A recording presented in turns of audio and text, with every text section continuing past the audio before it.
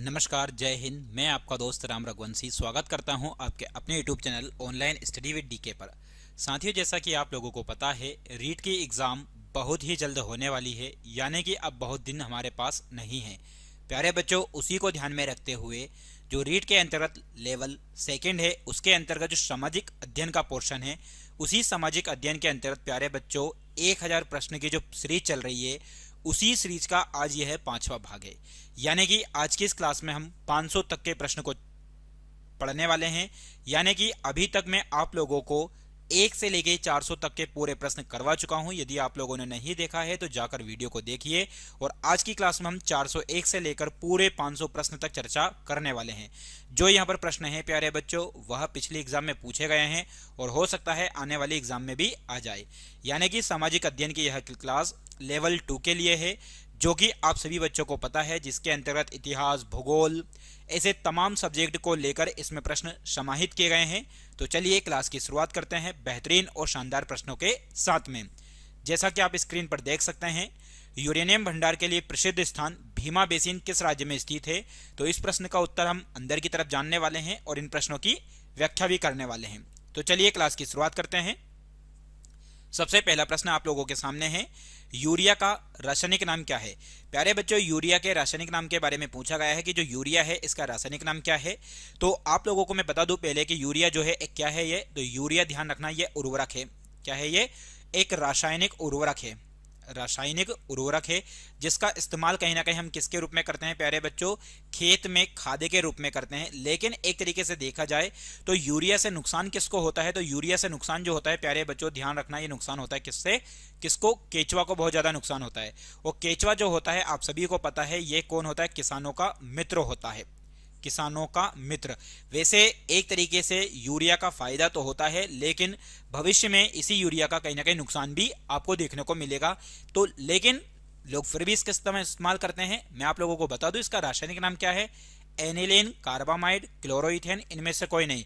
तो यूरिया का जो रासायनिक नाम है प्यारे बच्चों वो है कार्बामाइड। वहीं यूरिया के बारे में यदि आप लोगों से पूछ लिया जाए इसका सूत्र क्या है, तो सूत्र याद रख लीजिएगा NH2। वहीं आगे देखा जाए तो CONH2। CONH2 ये किसका रासायनिक नाम है? रासायनिक सूत्र है। तो यूरिया का ये रासायनिक सूत्र है। ठीक है, तो ऐसी ही बहुत ही शानदार शानदार डिटेल आप लोगों को मिलने वाली है। बस शुरू से आखिरी तक बने रहिए। अगला प्रश्न है, निम्नलिखित में से कौन राजस्थान राज्य मानव अधिकार आयोग के अध्यक्ष पद पर नियुक्त हेतु अधिकृत है? मतलब राजस्थान के अंदर जो राज्य मानव अधिकार आयोग है, राज्य मानव अधिकार यानी कि हम मानव अधिकार की यदि हम बात करें तो मानव के अधिकारों को लेकर एक आयोग गठित किया जाता है। और मानव के अधिकार को ही एक तरीके से किस दिवस को मनाया जाता है? तो 10 दिसंबर को मानव अधिकार दिवस मनाया जाता है। ठीक है, तो मानव अधिकार आयोग के अध्यक्ष पद पर नियुक्ति हेतु कौन अधिकृत है? मुख्य सचिव स्तर का अधिकारी, उच्च न्यायालय का मुख्य न्यायाधीश, प्रमुख समाज सेवी व्यक्ति, पुलिस महानिदेशक स्तर का अधिकारी। तो मानव अधिकार आयोग के अध्यक्ष पद पर जो अधिकृत हो सकता है, नियुक्त हो सकता है, वो उच्च न्यायालय का मुख्य न्यायाधीश। चलिए अगला प्रश्न है, किन वर्षों में संभागीय आयुक्त के पद को समाप्त तथा पुनर्स्थापित कर दिया गया था? तो 1959 में समाप्त हुआ, 1987 में पुनर्स्थापित, 1966 में समाप्त हुआ, 1973 में पुनर्स्थापित, 1962 में समाप्त हुआ, 1987 में पुनर्स्थापित, 1962 में समाप्त हुआ, 1971 में पुनर्स्थापित। तो राजस्थान राज्य के अंतर्गत यदि संभागीय आयुक्त के पद को समाप्त जो किया गया था प्यारे बच्चों, 1962 में समाप्त कर दिया था और 1987 में क्या कर दिया था? पुनर्स्थापित। ये आप लोगों को ध्यान रखना है। राजस्थान देश का ऐसा पहला राज्य है जहां पर निम्नलिखित व्यवस्था लागू की गई। ऐसी कौन सी व्यवस्था है जो राजस्थान में पहली बार लागू की गई प्यारे बच्चों? तो सहकारिता, सार्वजनिक वितरण प्रणाली, परमाणु विद्युत गृह या पंचायती राज व्यवस्था। तो राजस्थान के अंतर्गत जो सबसे पहले जिस चीज को स्टार्ट किया गया था वह व्यवस्था है पंचायती राज व्यवस्था। यह सभी विद्यार्थी को याद रखना है। पंचायती राज व्यवस्था आप सभी लोगों को पता होना चाहिए। ये किसकी देन है या किसका विचार था ये? तो यह विचार था गांधी जी का। विचार की यदि हम बात करें तो गांधी जी की विचारधारा थी ये, गांधी जी की विचारधारा। ठीक है, तो गांधी जी की विचारधारा के आधार पर यदि देखा जाए तो राजस्थान ने सबसे पहले किस चीज को अपनाया? तो पंचायती राज व्यवस्था को। चलिए अगला प्रश्न है, यूरेनियम भंडार के लिए प्रसिद्ध स्थान भीमा बेसिन किस राज्य में स्थित है? तो यूरेनियम भंडार के लिए प्रसिद्ध स्थान कौन सा प्यारे बच्चों? भीमा बेसिन। यह आंध्र प्रदेश में है, कर्नाटक में है, झारखंड में है, तमिलनाडु में है। तो यह स्थान जिस स्थान पर मिलेगा वह स्थान है कर्नाटक। और कर्नाटक में ही देखा जाए तो प्रसिद्ध हट्टी एवं कोलार की खान मिलेगी। हट्टी एवं कोलार, ये हट्टी एवं कोलार की खान जो है ये किसके लिए प्रसिद्ध है प्यारे बच्चों? तो हट्टी एवं कोलार की खान यहाँ पर सोने के लिए प्रसिद्ध है। किसके लिए प्रसिद्ध है? ये सोने के लिए प्रसिद्ध है। और कर्नाटक में ही आप लोगों को पता होना चाहिए एक चट्टान मिलती है जिसका नाम है धारवाड़ क्रम की चट्टान। और ये धारवाड़ क्रम की चट्टान जो है किसके लिए फेमस है प्यारे बच्चों? तो ये खनिज के लिए ज्यादा से ज्यादा फेमस है, यानी कि यहाँ से खनिज बहुत ज्यादा मात्रा में प्राप्त होते हैं। ठीक है, चलिए अगला प्रश्न है, बाबा गरीबनाथ का मेला कहाँ लगता है? तो बाबा गरीबनाथ का मेला सीधी, शाजापुर, गुना, धार। तो बाबा गरीबनाथ का मेला जिस स्थान पर लगता है वो मध्य प्रदेश के अंतर्गत शाजापुर नामक स्थान पर लगता है। चलिए अगला प्रश्न है, मध्य प्रदेश में सर्वाधिक मेले किस संभाग में लगते हैं? तो मध्य प्रदेश के अंतर्गत जो सर्वाधिक मेले लगते हैं वह ग्वालियर में, नर्मदापुरम में, भोपाल में, उज्जैन में। नर्मदापुरम जिसे कहीं ना कहीं मध्य प्रदेश के अंतर्गत किस नाम से और भी जाना जाता है प्यारे बच्चों? होशंगाबाद। तो होशंगाबाद का ही दूसरा नाम जो किया गया है वो नर्मदापुरम किया गया है।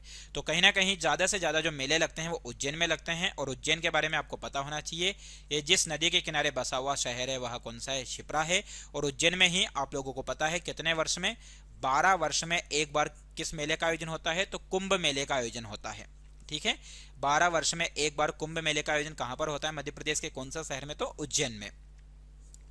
तोमर राजपूतों द्वारा बनवाया गया किला राजपिथौरा कहां पर है? जो तोमर राजपूत है इनके द्वारा बनवाया गया किला था राजपिथौरा, ये कहां पर स्थित है? तो ऑप्शन में है ग्वालियर, आगरा, नई दिल्ली, अगरतला। तो जिस स्थान पर स्थित है प्यारे बच्चों याद रखिएगा यह है नई दिल्ली में। प्यारे बच्चों ये जो क्लास आप लोगों के लिए लाई गई है ये सभी प्रश्नों का संग्रह है जिसमें हिस्ट्री, ज्योग्राफी, पॉलिटी यानी कि आपके सिलेबस यानी कि कहीं ना कहीं प्यारे बच्चों जो देखा जाए तो सामाजिक अध्ययन के अंतर्गत जो दे रखा है वो आप लोगों के अंतर्गत इसमें है प्यारे बच्चों। ठीक है, चलिए अगला प्रश्न है, क्या आप जानते हैं कि नंदा देवी पर्वत चोटी किस राज्य में स्थित है? तो सिक्किम के अंतर्गत, जम्मू कश्मीर के अंतर्गत, उत्तराखंड के अंतर्गत, अरुणाचल प्रदेश के अंतर्गत। तो कहीं ना कहीं यदि देखा जाए तो नंदा देवी पर्वत चोटी जिस राज्य के अंतर्गत स्थित है प्यारे बच्चों वो है भारत का कौन सा राज्य? उत्तराखंड है, जो कि नंदा देवी नाम से यहाँ पर क्या है? एक राष्ट्रीय उद्यान भी है जो कि आप लोगों को याद रखना है। ठीक है, चलिए अगला प्रश्न है 410, बांदीपुर राष्ट्रीय उद्यान किस राज्य में स्थित है? तो बांदीपुर राष्ट्रीय उद्यान की यदि हम बात करें तो उड़ीसा में है, तमिलनाडु में है, कर्नाटक में है, मध्य प्रदेश में है। तो बांदीपुर राष्ट्रीय उद्यान भारत के जिस राज्य में स्थित है प्यारे बच्चों वो याद रखिएगा कौन से राज्य में है? ये कर्नाटक राज्य में है, जो कि वेरी वेरी मोस्ट इंपॉर्टेंट है। ठीक है, वहीं मध्य प्रदेश का फेमस राष्ट्रीय उद्यान कौन सा है? तो मध्य प्रदेश का जो फेमस राष्ट्रीय उद्यान है बच्चों याद रखिएगा वो है कान्हा किसली। कौन सा है?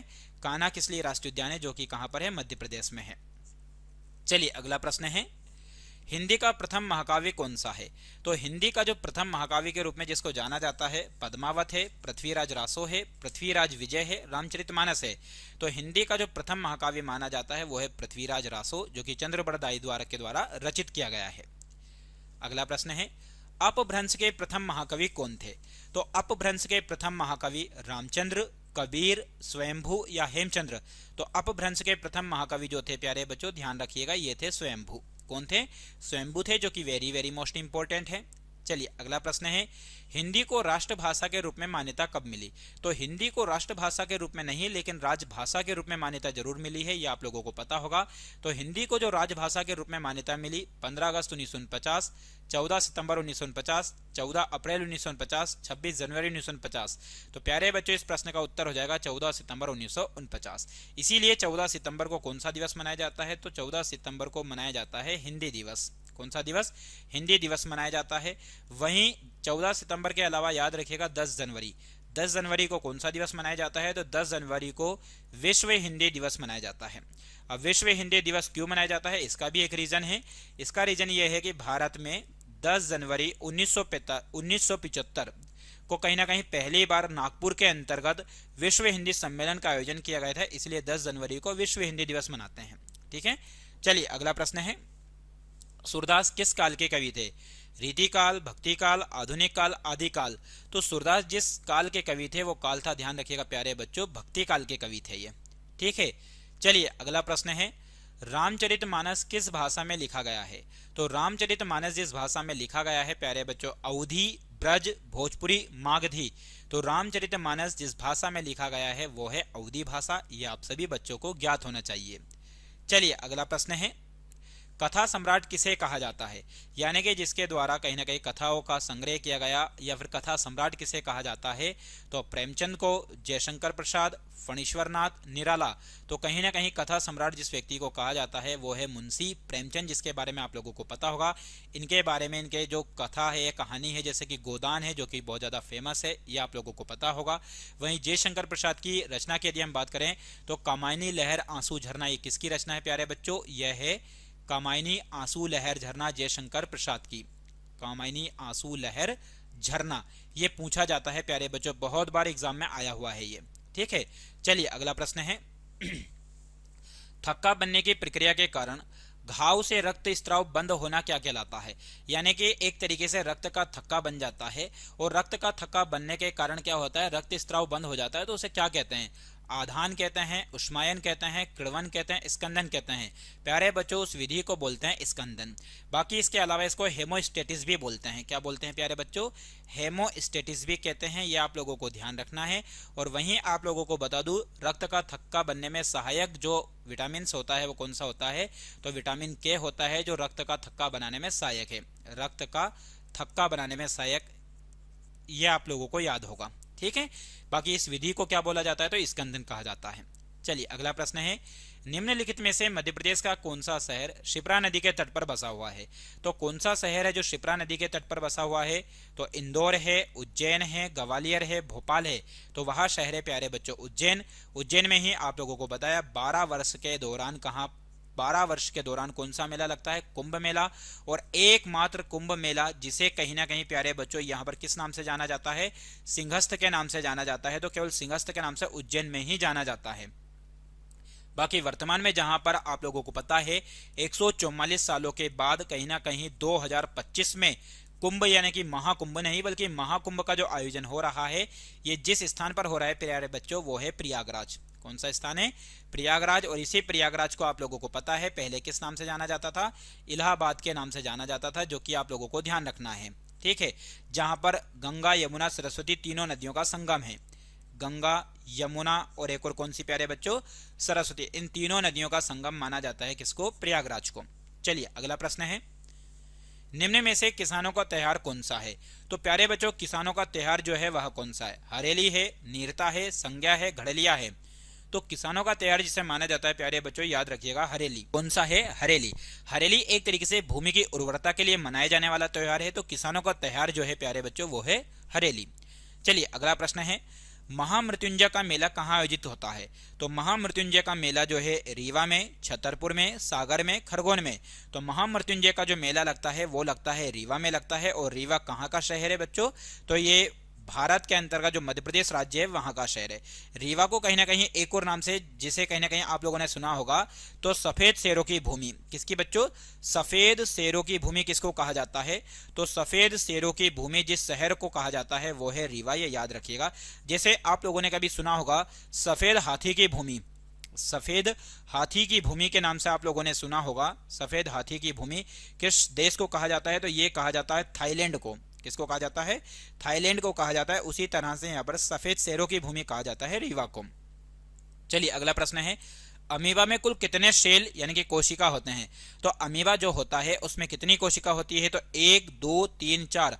तो अमीबा के अंतर्गत प्यारे बच्चों केवल एक कोशिका होती है, इसीलिए अमीबा को कहीं ना कहीं कौन सा जीव बोलते हैं, एक कोशिकी जीव बोलते हैं। एक कोशिकी जीव आप लोगों ने पढ़ा होगा या सुना हो, नहीं सुना है तो मैंने आप लोगों को बता दिया। अमीबा एक कैसा जीव है बच्चों, तो एक कोशिकी जीव है। चलिए अगला प्रश्न है, भारतीय मानक समय आधारित है। भारत का जो समय है जो आप सभी लोगों को पता है, जो ग्रीनविच मीन टाइम है जिसे जीएमटी बोलते हैं, इस जीएमटी से कितना आगे है, तो जीएमटी से 5.5 घंटे आगे है। कितने घंटे आगे है बच्चों, 5.5 घंटे आगे है, यह आप लोगों को पता होगा। ठीक है, वहीं यदि हम बात करें तो जीएमटी से 5.5 घंटे क्या है, ये आगे है। वहीं यदि हम बात करें तो किस पर आधारित है ये, तो 82.5 डिग्री पूर्वी देशांतर, 82.5 डिग्री पश्चिमी देशांतर, 82.5 डिग्री उत्तर देशांतर, या 82.5 पूर्वी अक्षांश। प्यारे बच्चों पूर्व तो ठीक है, लेकिन ये अक्षांश जो लिखा है ये गलत लिखा है, क्योंकि 82.5 डिग्री जो है देशा समय का जो निर्धारण होता है वो देशांतर रेखा से है। किससे है ये, देशांतर। और देशांतर रेखाएं जो होती हैं उन्हें लैटिट्यूड कहते हैं, जो कि खड़ी होती है, और अक्षांश रेखाएं जो होती है वो आड़ी होती है पृथ्वी पर। ठीक है, तो इस प्रश्न का सही उत्तर हो जाएगा 82.5 यानी कि 82.30 डिग्री पूर्वी देशांतर। तो 22 का सही उत्तर हो जाएगा प्यारे बच्चों ए। चलिए, फिरोज शाह कोटला क्रिकेट स्टेडियम कहां पर है? तो फिरोज शाह कोटला स्टेडियम कोलकाता में है, नई दिल्ली में है, मुंबई में है, चेन्नई में है। तो फिरोज शाह कोटला क्रिकेट स्टेडियम की यदि हम बात करें तो जिस स्थान पर है प्यारे बच्चों वो है नई दिल्ली में। कहां पर है ये? नई दिल्ली। आगे है फिरोज शाह कोटला क्रिकेट स्टेडियम का नया नाम क्या रखा गया? यानी कि जो नई दिल्ली के अंतर्गत फिरोज शाह कोटला स्टेडियम है इसका नया नाम हो चुका है Sardar Patel stadium, Arun Jaitley stadium, Jawaharlal Nehru stadium या लाल बहादुर स्टेडियम। प्यारे बच्चों, भारत के पूर्व वित्त मंत्री जो अरुण जेटली थे उनके नाम पर इसका नाम रखा गया है, जो कि आप लोगों को ध्यान रखना है। ठीक है, चलिए अगला प्रश्न है और जबरदस्त प्रश्न आप लोगों के सामने। विश्व का सबसे बड़ा द्वीप कौन है? तो ग्रीनलैंड है, आइसलैंड है, ऑस्ट्रेलिया है, अरब प्रायद्वीप है। तो विश्व का सबसे बड़ा द्वीप की बात हुई है प्यारे बच्चों। द्वीप क्या होता है? तो एक ऐसा भूभाग जो चारों ओर से जल से घिरा हुआ हो। ऐसा भूभाग जो चारों ओर से किससे घिरा हुआ हो? जल से घिरा हुआ हो प्यारे बच्चों, उसे हम क्या बोलते हैं? द्वीप बोलते हैं। तो ऐसा दुनिया का सबसे बड़ा जो द्वीप है उसका नाम है ग्रीनलैंड, जो कि आपको ध्यान रखना है। चलिए अगला प्रश्न है, लूनी नदी पर स्थित जवाई बांध किस राज्य में स्थित है? जो राजस्थान में है लूनी नदी, तो सीधी सी बात है जवाई बांध भी कहां पर होगा प्यारे बच्चों? राजस्थान में ही होगा। राजस्थान की जो ये लूनी नदी है, इस लूनी नदी की विशेषता यह है, इसे मरुस्थल की गंगा कहते हैं। क्या बोलते हैं बच्चों? मरुस्थल की गंगा। ये आप लोगों को ध्यान रखना है। इसे मरुस्थल की गंगा क्यों कहते हैं? क्योंकि मरुस्थल वाले क्षेत्र में यदि देखा जाए प्यारे बच्चों, तो उस मरुस्थल वाले क्षेत्र में इस नदी से कहीं ना कहीं क्या है? पानी गया है, इसलिए मरुस्थल की गंगा कहा जाता है। चलिए अगला प्रश्न है, पीताम्बरा देवी की पीठ मध्य प्रदेश के किस नगर में स्थित है? जो पीताम्बरा देवी की पीठ है वो मध्य प्रदेश के अंदर किस नगर में स्थित है? भिंड में है, रायसेन में है, सतना में है, दतिया में है। तो पीताम्बरा देवी पीठ जो है प्यारे बच्चों ध्यान रखिएगा ये कहां पर है? दतिया में है, जो कि वेरी वेरी मोस्ट इंपॉर्टेंट है। ठीक है, चलिए अगला प्रश्न है, बुंदेलखंड की अविवाहित लड़कियां कौन सा पर्व मनाती है? तो बुंदेलखंड जो है कहीं ना कहीं उत्तर प्रदेश और मध्य प्रदेश वाले क्षेत्र में पड़ता है बुंदेलखंड। तो ऐसे त्योहार को हम क्या बोलते हैं? मामूलिया, मड़ई, संज्ञा, सरहुल। तो बुंदेलखंड की जो अविवाहित लड़कियां हैं वो कहीं ना कहीं उस त्योहार को जिस रूप में मनाती है मामूलिया है। बाकी इसके अलावा गणगौर का जो त्योहार होता है उसे भी कहीं ना कहीं अविवाहित महिलाएं मनाती है। क्यों मनाती है अविवाहित लड़कियां? इसलिए अच्छे पति की कामना के लिए भी इसको मनाती है, अच्छे पति की कामना के लिए। ठीक है, अच्छे पति की कामना के लिए इस पर्व को मनाती है। ठीक है, और बाकी जो विवाहित महिला होती है ये पति की लंबी उम्र के लिए मनाती है बच्चों। चलिए अगला प्रश्न है, किस पर्व पर सुअर की बलि दी जाती है? ऐसा कौन सा पर्व है जब सुअर की बलि दी जाती है? तो रतनवा पर्व, लारू काजा, हरेली, संज्ञा। तो इस प्रश्न का उत्तर हो जाएगा लारू काजा। और ये लारू काजा जो एक त्योहार है प्यारे बच्चों ध्यान रखिएगा ये कहाँ का त्योहार है? ये मध्य प्रदेश के जो कहीं ना कहीं गोंड जनजाति के लोग हैं, मध्य प्रदेश के गोंडों के द्वारा, मध्य प्रदेश के कौन भैया? जो गोंडो जनजाति के लोग हैं उनके द्वारा यह मनाया जाता है। और ऐसा माना जाता है कि ये सुअर की बलि देते हैं तो उसके लिए बहुत ज्यादा पुण्य इनको लगता है। चलिए अगला प्रश्न है, 7 टापुओं का शहर किसे कहा जाता है? मुंबई को, कोलकाता को, कोची को, वास्को डिगामा को। तो 7 टापुओं का शहर, या फिर प्यारे बच्चों आप लोगों ने सुना होगा गेटवे ऑफ इंडिया। क्या बोलते हैं? गेटवे ऑफ इंडिया के नाम से पूछ लिया जाए, गेटवे ऑफ इंडिया जिसे भारत का प्रवेश द्वार कहते हैं। या फिर 7 टापुओं का शहर प्यारे बच्चों वह शहर कौन सा है? कोची है। कोलकाता की बात यदि हम करें तो ये जिस नदी के किनारे बसा हुआ शहर है वह है हुगली। ठीक है, वहीं वास्को डिगामा के बारे में आप लोगों ने सुना होगा, ये कहां का निवासी था? पुर्तगाल का निवासी था, जो कि आपको पता होना चाहिए। चलिए अगला प्रश्न है, भारत में पहला कृषि विज्ञान केंद्र कहां स्थापित हुआ था? तो भारत के अंतर्गत जो पहला कृषि विज्ञान केंद्र है चंडीगढ़ में, पुदुचेरी में, लक्षद्वीप में, नई दिल्ली में।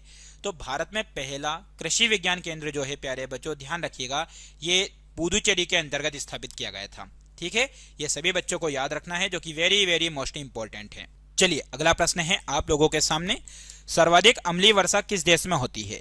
तो सबसे ज्यादा जो अम्लीय वर्षा होती है प्यारे बच्चों ब्राजील में, भारत में, नॉर्वे में, पाकिस्तान में। तो सबसे ज्यादा अम्लीय वर्षा जो होती है वो होती है नॉर्वे में। नॉर्वे कहाँ का देश है? तो नॉर्वे यूरोप महाद्वीप का देश है, ये आप लोगों को ध्यान रखना है। कारण क्या है? तो यहाँ पर क्या है जो औद्योगिक क्षेत्र है उन औद्योगिक क्षेत्र से जो निकला हुआ धुआं है उस धुएं के कारण कहीं ना कहीं यहाँ पर ज्यादा से ज्यादा क्या होती है, अम्लीय वर्षा होती है। और अम्लीय वर्षा से कहीं ना कहीं आप लोगों को पता होगा प्रकृति को बहुत ज्यादा नुकसान होता है प्यारे बच्चों। प्रकृति को इससे क्या होता है, तो प्रकृति को नुकसान पहुंचता है, ये आप लोगों को ध्यान रखना है। ठीक है, चलिए अगला प्रश्न है, करगम किस प्रदेश का लोक नृत्य है? करगम भारत के अंतर्गत कौन सा राज्य है जिसमें यह नृत्य किया जाता है? तो केरल है, तमिलनाडु है, कर्नाटक है, आंध्र प्रदेश है। तो करगम जहां का लोक नृत्य है प्यारे बच्चों, याद रखिएगा वो है तमिलनाडु। क्या है? तमिलनाडु है, जो कि आप लोगों को ध्यान रखना है। आंध्र प्रदेश के एक शास्त्रीय नृत्य के बारे में बता दूं, जो कि है कुचिपुड़ी, जो कि बहुत बार एग्जाम में पूछा जाता है कि कुचिपुड़ी कहाँ का है, आंध्र प्रदेश का। कर्नाटक की यदि हम बात करें तो यहाँ का कौन सा है प्यारे बच्चों, तो यक्षगान यहाँ का प्रसिद्ध शास्त्रीय नृत्य है। केरल की यदि हम बात करें तो आप सभी को ध्यान रखना है, कथकली यहाँ का क्या है, फेमस लोक नृत्य है, जो कि वेरी वेरी मोस्ट इंपॉर्टेंट है। चलिए अगला प्रश्न है, भारत में सबसे पहले विद्युतीकरण निम्न में से किस शहर में हुआ था?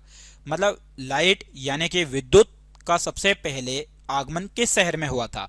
बेंगलुरु में, मुंबई में, कोलकाता में, शिमला में?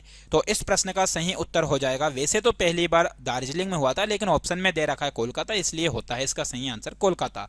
कोलकाता में क्यों? क्योंकि सबसे पहले अंग्रेज जिस स्थान पर आकर बसे उनकी यदि हम बात करें कोलकाता, या हम यूं कहें कि स्वतंत्र भारत से पहले, स्वतंत्र भारत की या स्वतंत्रता के पहले भारत की राजधानी, स्वतंत्रता के पहले, ठीक, स्वतंत्रता के पहले, या फिर हम यूं भी कह सकते हैं कि 1911 से पहले प्यारे बच्चों, स्वतंत्रता के पहले या फिर 1911 से पहले भारत की जो राजधानी हुआ करती थी वो कौन हुआ करती थी? कोलकाता।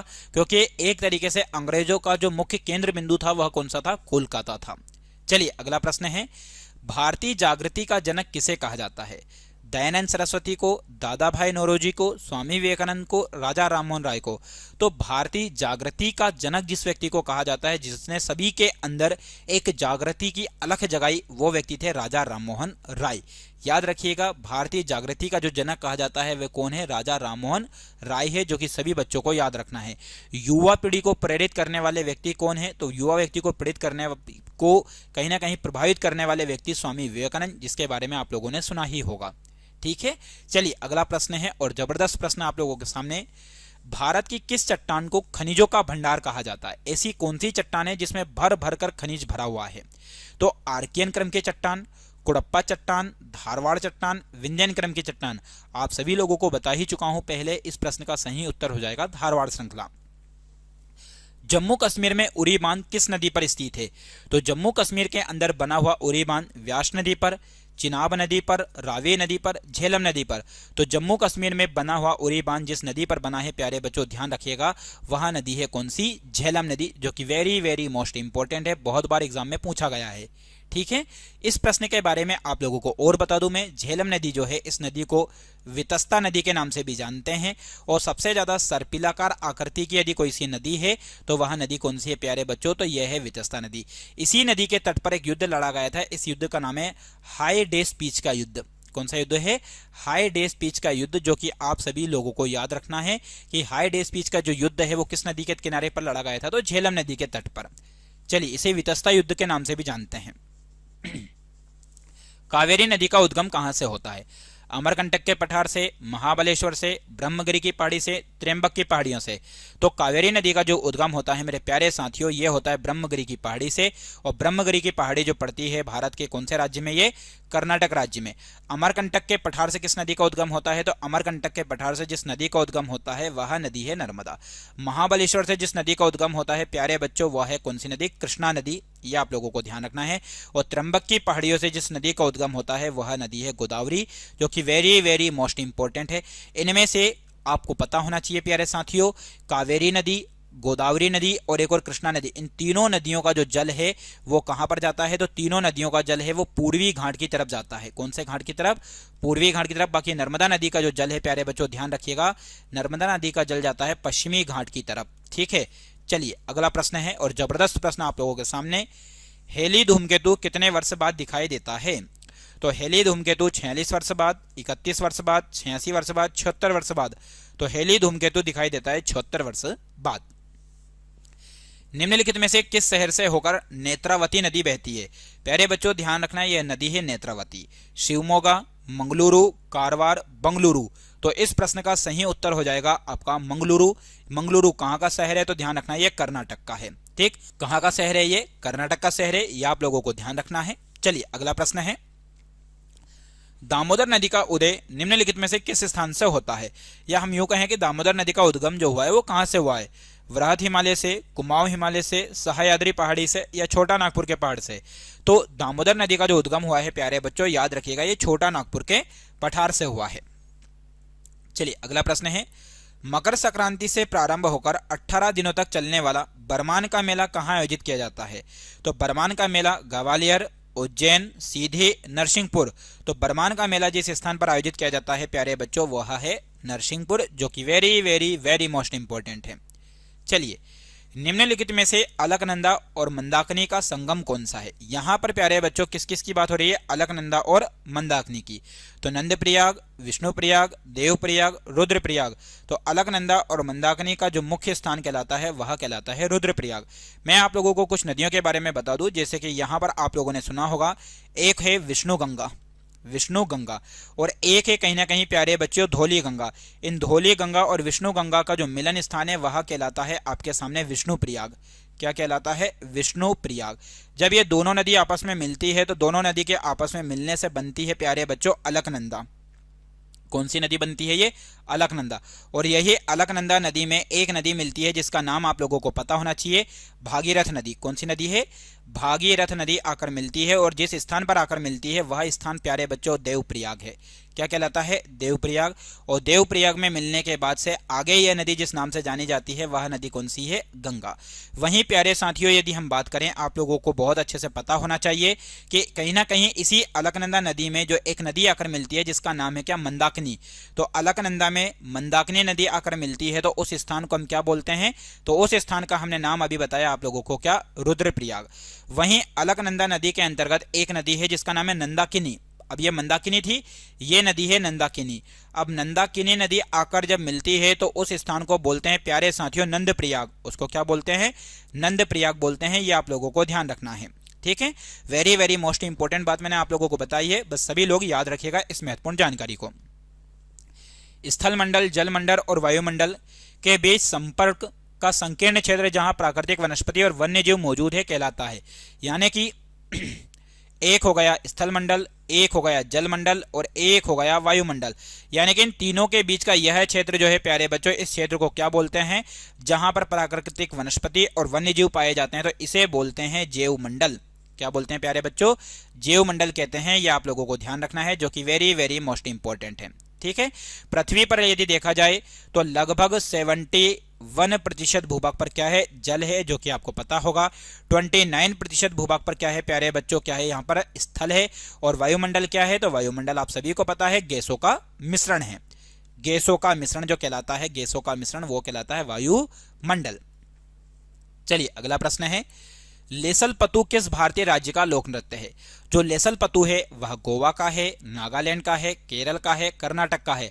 तो लेसल पतु जिस राज्य का प्यारे बच्चों, क्या कहीं ना कहीं यदि देखा जाए तो ये नागालैंड राज्य का है। किस राज्य का है? नागालैंड राज्य का लोक नृत्य है, जो कि आपको ध्यान रखना है। चलिए अगला प्रश्न है, किस खनिज को बरीड सनशाइन के रूप में जाना जाता है? बहुत ही अच्छा प्रश्न है। बरीड सनशाइन, बरीड सनशाइन का मतलब प्यारे बच्चों होता है दबी हुई धूप। क्या होता है? दबी हुई धूप। कितना अच्छा प्रश्न दिया गया है कि दबी हुई धूप के नाम से किस खनिज को जाना जाता है? कोयला है, अभ्रक है, बॉक्साइट है, लोहा है। तो इस प्रश्न का सही उत्तर हो जाएगा कोयला। कोयला की यदि हम बात करें तो कोयला सबसे अच्छी क्वालिटी का जो होता है प्यारे बच्चों वो होता है एंथ्रेसाइट। ठीक, आपसे पूछा जाए कि सबसे उच्च क्वालिटी का कोयला कौन सा होता है, तो सबसे उच्च क्वालिटी का कोयला होता है एंथ्रेसाइट। बाकी भारत में जिस प्रकार का कोयला ज्यादा है वह कौन सा है? तो भारत में जिस प्रकार का कोयला मिलता है वो है बिटुमानस। ये आप लोगों को ध्यान रखना है। ठीक है, चलिए अगला प्रश्न है, संविधान के अनुच्छेद 351 में किस विषय का वर्णन है? संघ की राजभाषा का, उच्चतम न्यायालय की भाषा का, पत्राचार की भाषा का, या हिंदी विकास के लिए निर्देश? तो 351 के अंतर्गत देखा जाए तो प्यारे बच्चों हिंदी विकास के लिए निर्देश का उल्लेख है। यह आप लोगों को ध्यान रखना है, जो कि वेरी वेरी मोस्ट इंपॉर्टेंट है। ठीक है, चलिए अगला प्रश्न है, राजस्थान स्वायत्त संस्था कब स्थापित की गई थी? तो राजस्थान के अंतर्गत जो स्वायत्त संस्था स्थापित की गई थी प्यारे बच्चों 1947, 51, 1964, 1959। तो राजस्थान के अंदर नॉर्मली इस प्रश्न का उत्तर देखा जाए तो प्यारे बच्चों वो हो जाएगा 1964, जो कि आप गूगल वगैरह करते भी हैं तो आपको 1964 इसका आंसर मिलेगा इस टाइप से। लेकिन बाकी यदि आपसे पूछा जाए कि पंचायती राज की शुरुआत कब होती है, तो पंचायती राज व्यवस्था की शुरुआत आप लोगों को बता दूं मैं, वो होती है 1959 में।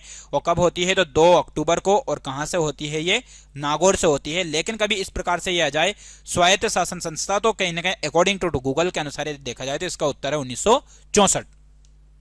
चलिए अगला प्रश्न है 450वां। देश में सर्वप्रथम पंचायती राज का श्रीगणेश करने वाला जिला कौन था? तो देश के अंतर्गत पंचायती राज का श्रीगणेश करने वाला नागौर था, अलवर था, जोधपुर था, सीकर था। तो अभी आप लोगों को मैंने बताया कि वह जो जिला था वह था प्यारे बच्चों नागौर। और ये कहां पर पड़ता है? तो राजस्थान में पड़ता है, ये आपको ध्यान रखना है। चलिए पूरे 500 प्रश्न आप लोगों के लिए लाए गए हैं प्यारे बच्चों। यदि आप लोगों ने विश्वास किया है तो मान के चलिए कि आप लोगों को आपकी एग्जाम से पहले पूरे 1000 प्रश्न मिलने वाले हैं। और जो कि वेरी वेरी मोस्ट इंपोर्टेंट प्रश्न है, एग्जाम में आए हुए प्रश्न है, उन्हीं को यहां पर रखा गया है प्यारे बच्चों। बस आप लोगों ने यदि वीडियो को लाइक नहीं किया है तो वीडियो को लाइक करें, शेयर करें और ज्यादा से ज्यादा लोगों तक पहुंचाने की कोशिश करें। संघवाद के संस्थागत तंत्र में कितनी राज्य व्यवस्थाएं होती है? तो संघवाद के संस्थागत तंत्र में 2, 3, 1, 4। तो संघवाद के संस्थागत तंत्र में जो राज्य व्यवस्था होती है प्यारे बच्चों वो होती है 2, जो कि आप लोगों को याद रखना है।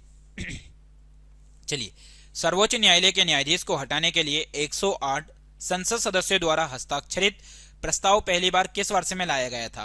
मतलब सुप्रीम कोर्ट के न्यायालय, सुप्रीम कोर्ट की यदि हम बात करें तो सभी को पता होगा प्यारे बच्चों जो सुप्रीम कोर्ट है ये कहां पर है? तो सुप्रीम कोर्ट है भारत में नई दिल्ली के अंतर्गत। ठीक है, सुप्रीम कोर्ट जो है नई दिल्ली में।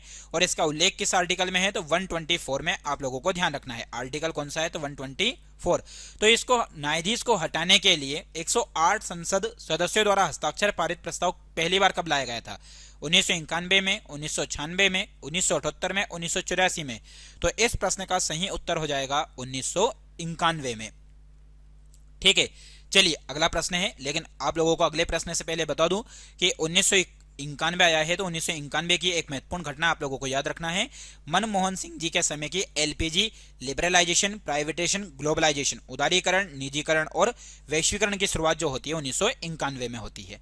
चलिए अगला प्रश्न है पंचायती राज संरचना में कितने स्तर होते हैं? तो पंचायती राज संरचना में 2 स्तर होते हैं, 3 स्तर, 5 स्तर, 4 स्तर।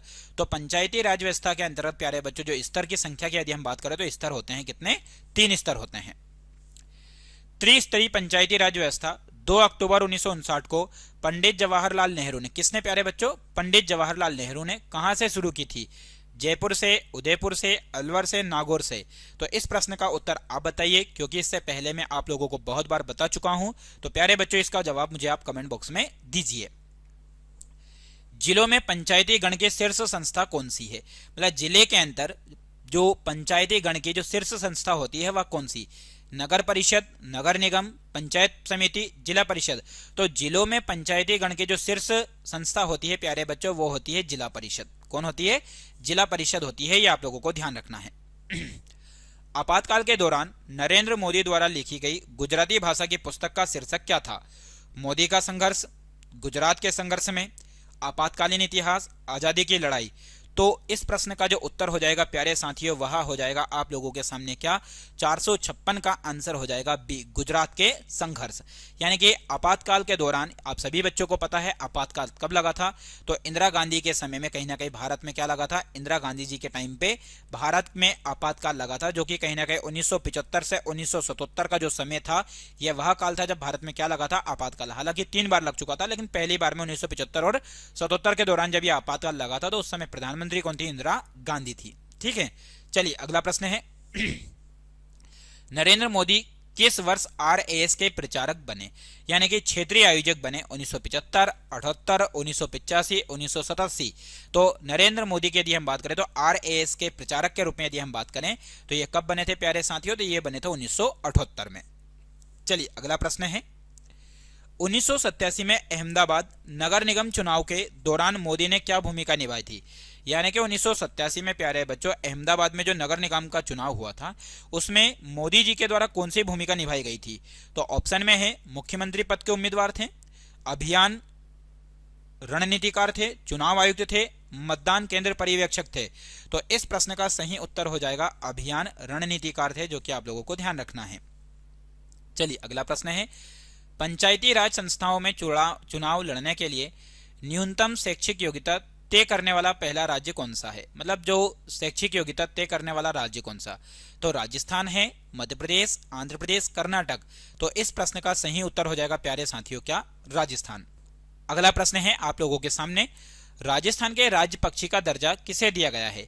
तो राजस्थान के राज्य पक्षी का दर्जा मोर को, साइबेरियन को, कुर्जा को, गोंडावन को? तो कहीं ना कहीं राजस्थान के राज्य पक्षी का दर्जा दिया गया है गोंडावन को, जिसे कहीं ना कहीं प्यारे बच्चों ग्रेट इंडियन बस्टर्ड भी कहा जाता है। क्या कहते हैं? ग्रेट इंडियन बस्टर्ड भी कहा जाता है, यह आप लोगों को ध्यान रखना है। चलिए अगला प्रश्न है आप लोगों के सामने, निम्नलिखित में से कौन सी पृथ्वी की बाहरी परत है जो आरा पहेली की तरह एक साथ विन्यासित प्लेटों से बनी हुई है?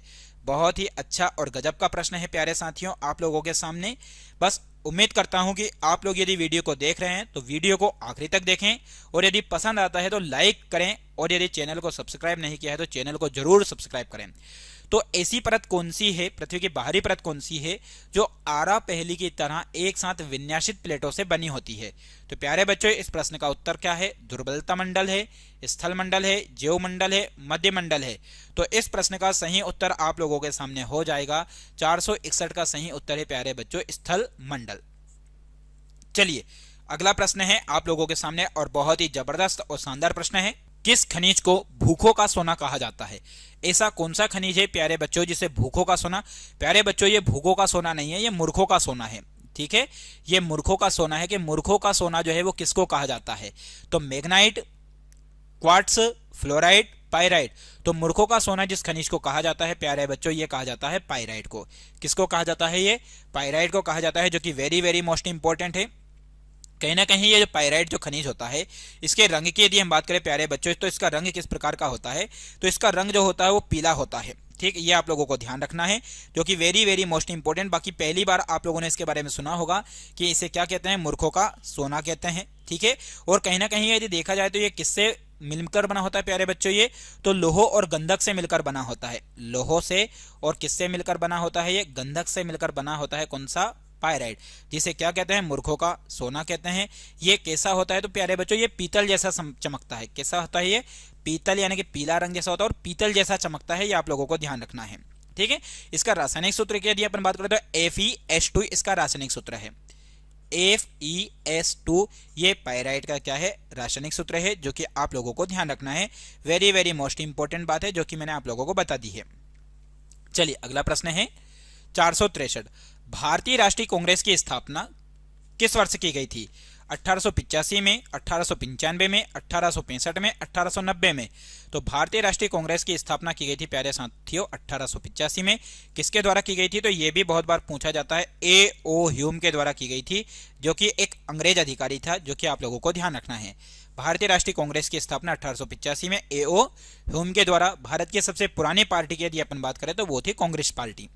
चलिए अगला प्रश्न है, भारतीय संविधान में मूल अधिकारों का वर्णन किस भाग में किया गया है? तो भारतीय संविधान में मूल अधिकारों का वर्णन प्यारे बच्चों भाग 2 में, भाग 3 में, भाग 4 में, भाग 6 में? कहीं ना कहीं प्यारे बच्चों इस प्रश्न का उत्तर हो जाएगा कहीं ना कहीं क्या? 3। और भाग 3 है, इसे कहीं ना कहीं संविधान का क्या बोलते हैं प्यारे बच्चों? तो भाग 3 को ही संविधान का मैग्ना कार्टा कहा जाता है। क्या कहा जाता है? मैग्ना कार्टा, जो कि आप लोगों को ध्यान रखना है। एक तरीके से लिखित पत्र जो कहा जाता है वो भाग 3 को कहा जाता है। चलिए अगला प्रश्न है, संसार का सबसे बड़ा फूल कौन सा है? कमल है, रेफ्लिशिया है, कैक्टस है, रजनीगंधा है? तो संसार का जो सबसे बड़ा फूल है प्यारे बच्चों वो रेफ्लिशिया है, ये आप लोगों को ध्यान रखना है। ठीक है, चलिए ऐसा कहा जाता है कि जो सबसे बड़ा फूल होता है रेफ्लिशिया, इससे सड़े हुए अंडे की तरह बदबू आती है। इसमें से है तो बड़ा लेकिन बदबू आती है इससे। ठीक है, चलिए अगला प्रश्न है 66, दिल्ली के किस सुल्तान को उसकी उदारता के कारण लाख बख्श पुकारा जाता था? लाख बख्श का मतलब कहीं ना कहीं लाखों का दान देने वाला प्यारे बच्चों। क्या? लाखों का दान देने वाला, दान देने वाला। तो ऐसा शासक कौन था? तो ऐसा शासक आप लोगों के सामने ऑप्शन में है, कुतुबुद्दीन ऐबक था, या इल्तुतमिश था, या गयासुद्दीन तुगलक था, या फिर अलाउद्दीन खिलजी। तो इस प्रश्न का सही उत्तर हो जाएगा कुतुबुद्दीन ऐबक, जो कि कहीं ना कहीं गुलाम वंश का संस्थापक था प्यारे बच्चों। कौन से वंश का? गुलाम वंश की नींव डालने वाला जो व्यक्ति था, जिसे मामलुक वंश भी कहते थे, गुलाम वंश को मामलुक वंश भी कहते थे, ये याद रखिएगा, ठीक है। और इसकी स्थापना करने वाला व्यक्ति कौन था? कुतुबुद्दीन ऐबक, जिसे लाखबख्श कहते थे। बाकी गुलामों का गुलाम किसको कहा जाता था? तो गुलामों का गुलाम कहते थे प्यारे बच्चों इल्तुतमिश को। गुलामों का गुलाम, ये एग्जाम में आता है कि गुलामों का गुलाम किसको कहा जाता था? तो इल्तुतमिश को। अगला है 467 यानी 467। चमगादड़ निम्नलिखित किस कारण से अंधेरे में उड़ सकते हैं?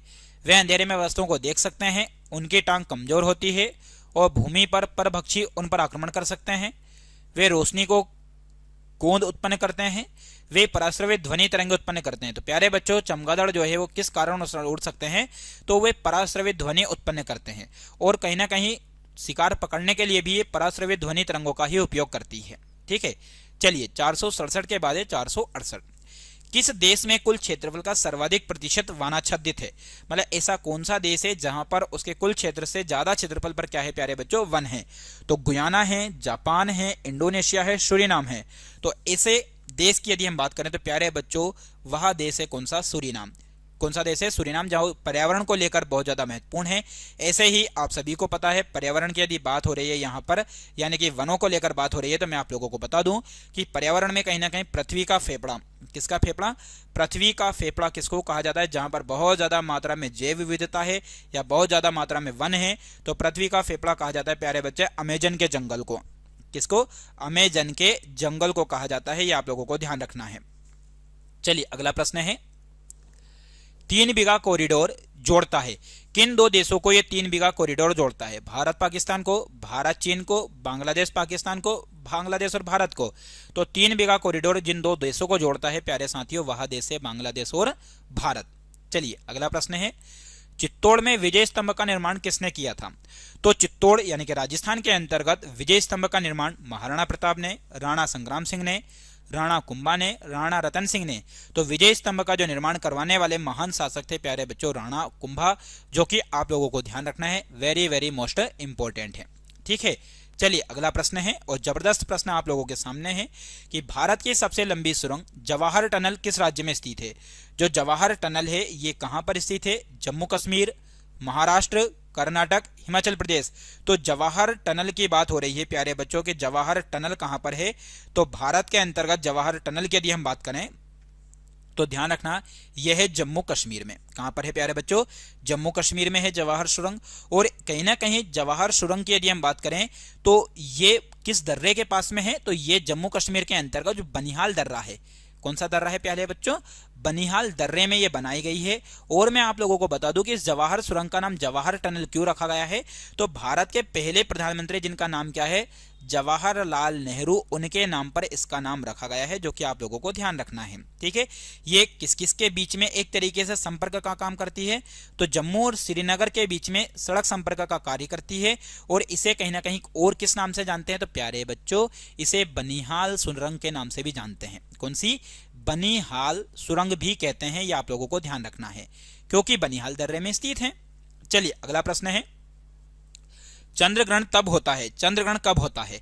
तो सूर्य, चंद्रमा और पृथ्वी एक सिद्ध में हो, यानी कि सूर्य, चंद्रमा, पृथ्वी तीनों एक सिद्ध में हो? बिल्कुल नहीं।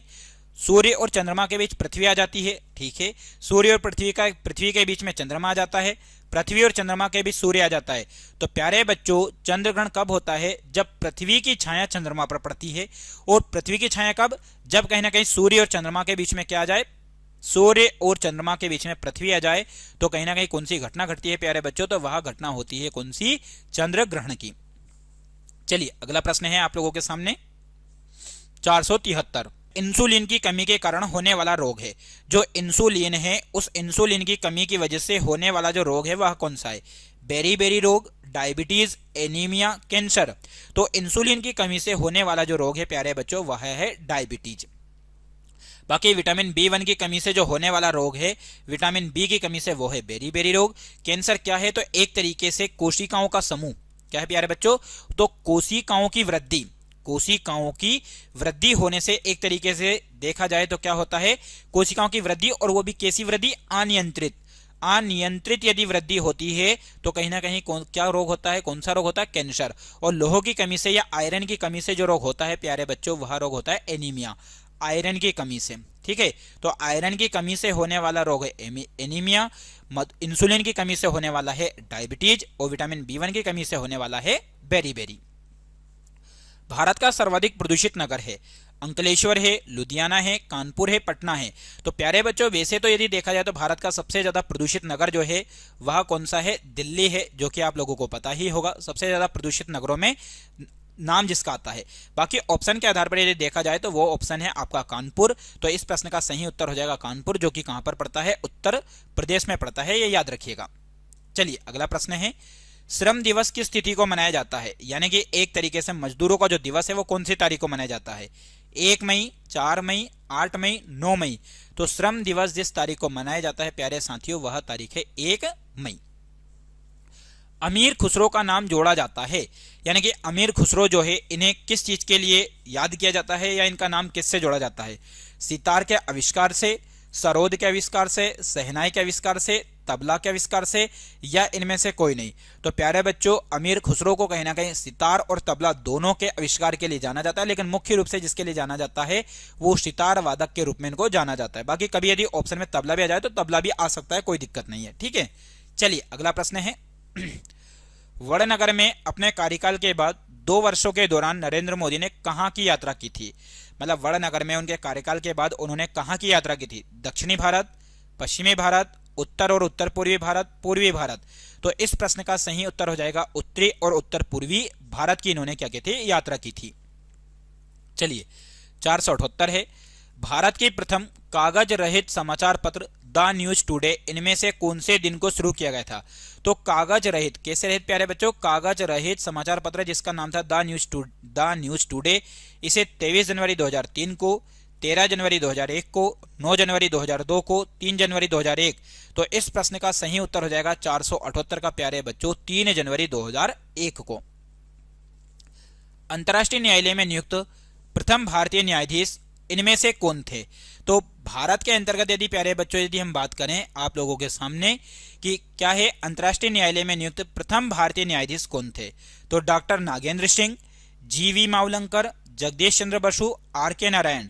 तो इस प्रश्न का सही उत्तर हो जाएगा डॉक्टर नागेंद्र सिंह, जो कि आप लोगों को ध्यान रखना है, वेरी वेरी मोस्ट इंपॉर्टेंट है। चलिए 480 नंबर का प्रश्न है, पंडित जसराज इनमें से कौन से घराने के साथ संबंध रखते हैं। तो पंडित जसराज जो है कौन से घराने से संबंध रखते हैं, जयपुर से, किराना से, मेवाती से, बनारस से। तो पंडित जसराज जी की यदि हम बात करें तो ये मेवाती घराने से संबंध रखते हैं, ये आप लोगों को ध्यान रखना है प्यारे बच्चों।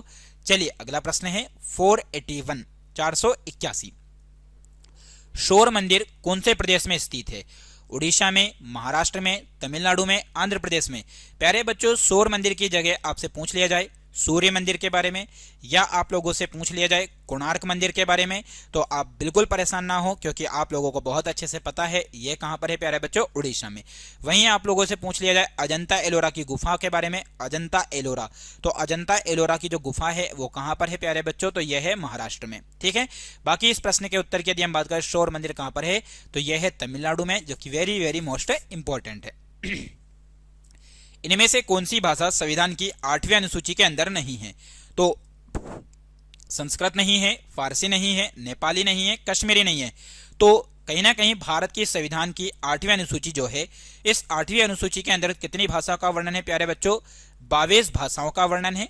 उन 22 भाषाओं में यदि देखा जाए तो एक और भाषा जो कि कौन सी शामिल नहीं है अभी तक, अंग्रेजी भाषा उसमें शामिल नहीं है।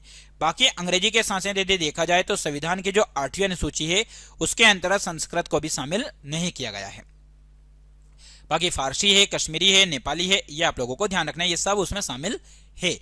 चलिए 483 करगम इनमें से किस प्रदेश का लोक नृत्य है। तो केरल का है, आंध्र प्रदेश का, कर्नाटक का, तमिलनाडु का। तो करगम जिस राज्य का है प्यारे बच्चों याद रखिएगा तमिलनाडु का। चलिए अगला प्रश्न है, संविधान की 8वीं अनुसूची में इनमें से कितनी भाषाएं हैं। तो संविधान की 8वीं अनुसूची में 17, 19, 21, 22 अभी आप लोगों को बताया, तो इसके अंदर जो भाषाओं की संख्या है बच्चों वो है 22। इनमें से हिमालय की श्रेणी में कौन सबसे प्राचीनतम है? हिमालय जो है यदि देखा जाए प्यारे बच्चों तो भारत के शीर्ष पर या भारत का मुकुट जो है वो है हिमालय है। तो हिमालय की सबसे प्राचीनतम श्रेणी कौन सी है? वृहत हिमालय, शिवालिक हिमालय, धौलाधार, निम्न हिमालय। तो सबसे प्राचीन श्रेणी की यदि हम बात करें प्यारे बच्चों तो वो है वृहत हिमालय।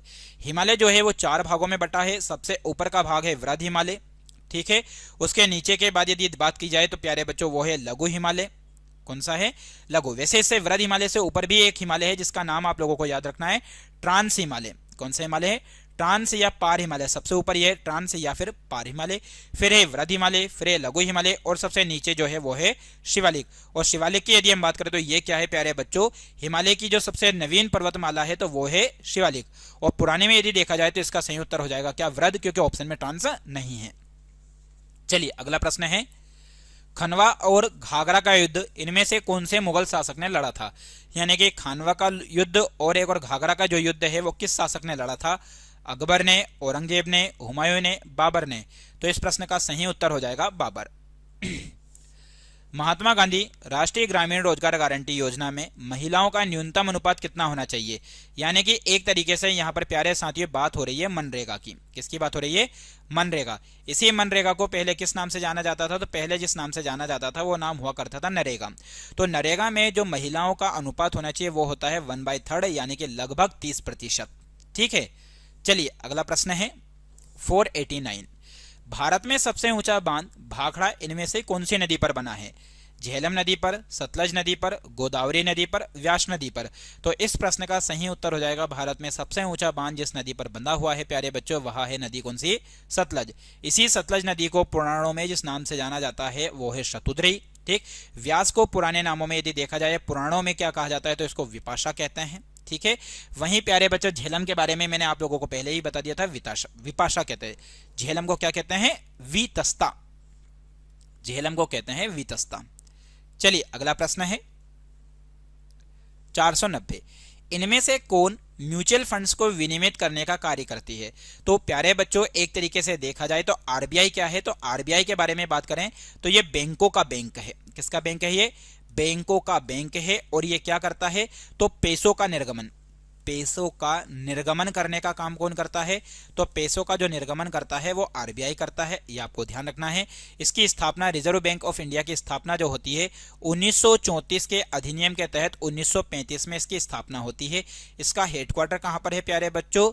तो इसका हेडक्वार्टर है मुंबई में। ठीक। इसका राष्ट्रीयकरण कब किया गया? तो इसका राष्ट्रीयकरण किया गया था 1949 में। ये आप लोगों को ध्यान रखना है। बाकी इस प्रश्न का सही उत्तर जो म्यूचुअल फंड्स का विनियमित करती है वो है SEBI, security exchange board of India, जो कि आप लोगों को ध्यान रखना है। ठीक है। चलिए अगला प्रश्न है, महाबलीपुरम के पेगोड़ा किनके द्वारा बनवाए गए थे? तो महाबलीपुरम के जो पेगोड़ा है ये पल्लव के द्वारा, चालुक्य के द्वारा, चेर के द्वारा, चोल के द्वारा। तो महाबलीपुरम के जो पेगोड़ा का निर्माण करवाया गया था वो पल्लव वंश के शासकों के द्वारा करवाए गए थे बच्चों। चलिए अगला प्रश्न है, भारत का प्रथम समाचार पत्र कौन सा था? तो भारत का प्रथम समाचार पत्र उद्दंत मार्दंड, बंगाल गजट, भारत मित्र, भारतेंदु। तो भारत का प्रथम समाचार पत्र जो था प्यारे बच्चों बंगाल गजट था, द बंगाल गजट, जिसका प्रकाशन किसने किया था? तो जेम्स ऑगस्टन हिक्की। इनके बारे में आप लोगों को याद रखना है, जेम्स ऑगस्टन हिक्की, जो कि कहीं ना कहीं कौन थे? ये एक अंग्रेज व्यक्ति थे जिसके बारे में आपको पता होना चाहिए। तो कहीं ना कहीं प्यारे बच्चों बंगाल गजट पहला समाचार पत्र था। हिंदी प्रदेश में प्रकाशित पहला हिंदी समाचार पत्र कौन सा था? यानी कि हिंद प्रदेश में जहां पर हिंदी बोली जाती थी उसमें पहला हिंदी समाचार पत्र कौन सा था? तो सदादर्श, ब्राह्मण, प्रजाहितेशी, बनारस अखबार। तो इस प्रश्न के मुताबिक इसका सही उत्तर जो है प्यारे बच्चों बनारस अखबार है। बाकी आपसे पूछा जाए कभी कि हिंदी का पहला किसका? हिंदी का पहला समाचार पत्र कौन सा था? तो उसका नाम था उद्दंत मार्दंड। ठीक। ये जो उद्दंत मार्दंड जो है इसका मतलब क्या है प्यारे बच्चों? तो इसका मतलब है उगता सूरज। क्या है? उगता सूरज। ये आप लोगों को ध्यान रखना है।